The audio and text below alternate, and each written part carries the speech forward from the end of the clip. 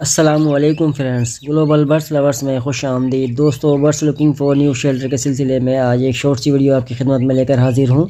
दोस्तों, आप लोग वीडियो में देख रहे हैं 3 पीसीज ग्रीन रिंग नेक के हैं। इसमें से 2 मेल हैं और 1 फीमेल है। अगर आप लोग लेना चाहते हैं तो ये इरफान भाई के बर्ड हैं। इनके लोकेशन है new Karachi sector 5F near Sindhi hotel. दोस्तों, इन तीनों पीसीज की वो डिमांड कर रहे हैं 20,000 रुपये।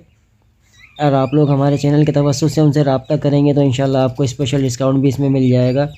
आप लोग देख सकते हैं माशाल्लाह बर्ड काफ़ी हेल्दी हैं, अच्छे साइज़ के अंदर हैं, एक्टिव हैं। और दोस्तों, ये वाइल्ड बर्ड हैं, ब्रीडिंग के हवाले से हैं। अगर आप लोग लेना चाहते हैं ब्रीडिंग पर्पज़ के लिए तो इनसे रब्ता कर सकते हैं। हैंड टेम नहीं है, वाइल्ड बर्ड हैं, देख सकते हैं। 2 मेल हैं, 1 फीमेल है। दोस्तों, तीनों पीसीज एडल्ट हैं। अगर आप लोग लेना चाहते हैं तो नेक्स्ट सीज़न में इंशाल्लाह आपके पास ये लाजमी ब्रीड कर जाएंगे।